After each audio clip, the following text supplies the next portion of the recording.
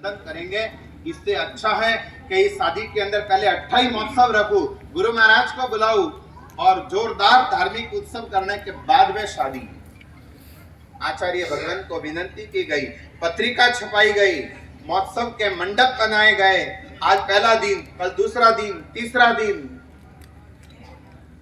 किसके निमित्त? शादी के निमित्त 8 दिन का भव्य महोत्सव। ऐसा जोरदार मंडप बना है और रोज सुबह में प्रवचन होते हैं, देशना होती है। वो आचार्य भगवान वैराग्य वाहिनी देशना देते हैं। किसी को लगता होगा कि इन सेठ जी में अक्ल है कि नहीं। प्रसंग घर में किसका है? शादी का। ने बुलाया किनको है? आचार्य महाराज को। ने आचार्य महाराज भी रोज क्या कर रहे हैं?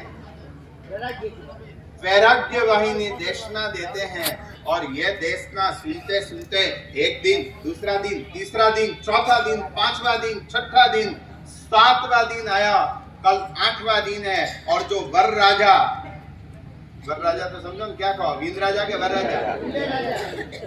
हाँ, दूल्हे राजा के दूल्हे राजा, जो भी समझा। दूल्हे राजा। शादी करने से पहले दूल्हा, शादी करने के बाद दूल्हा। दूल्हा समझा? दूल्हा यानी गुलाम। हाँ, कहते कि दूल्हा नहीं गुलाम। वो वर राजा रोज आगे बैठ करके देशना सुनते हैं। 7 दिन के अंदर तो हृदय का परिवर्तन हो गया।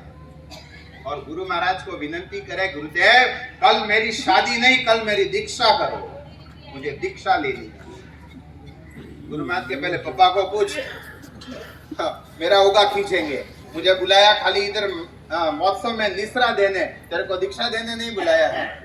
और 8वें दिन तो तेरी शादी होने वाली है। नहीं गुरुदेव, मेरा निर्णय है, मुझे दीक्षा लेनी है। ऐसी वैराग्य वाहिनी देशना सुनी है। मुझे संसार के कीचड़ में नहीं फंसना।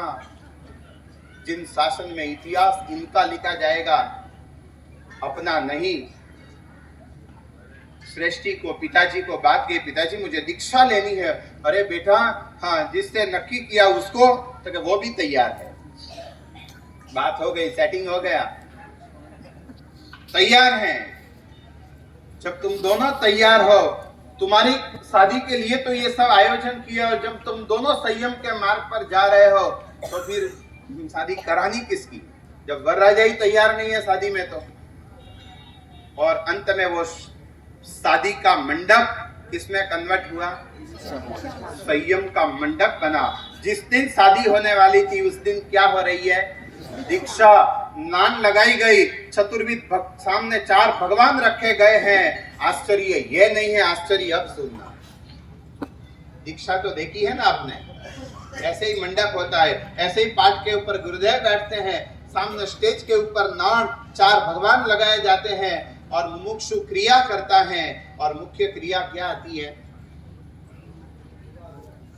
ओघा अर्पण करने की।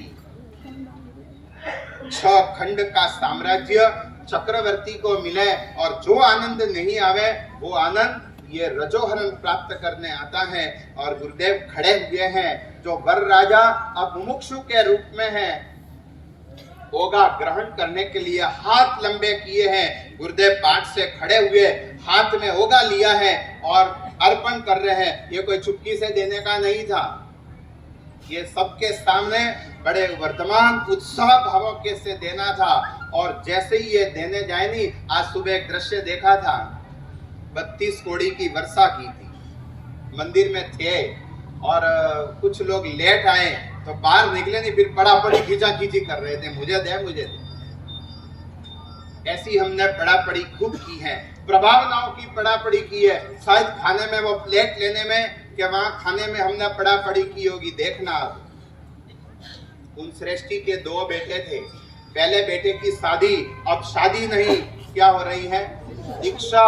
गुरुदेव हाथ में ओगा लिया है और जैसे ही अर्पण करे, उसके हाथ में डाले, छोटा भाई बीच में आया और खींच करके ले लिया। और भाई नाच करके वो भी तैयार हो गया, वो भी तैयार हो गया। दोनों भाइयों की एक साथ में दीक्षा हुई। ये संयम, ये चारित्र, ऐसी घटना ये हमारे इतिहासों के अंदर बनी। आज ये संयम शताब्दी हम ऐसी मंगल कामनाएं करें, कारण कि दुनिया के अंदर पूरी अशांति छाई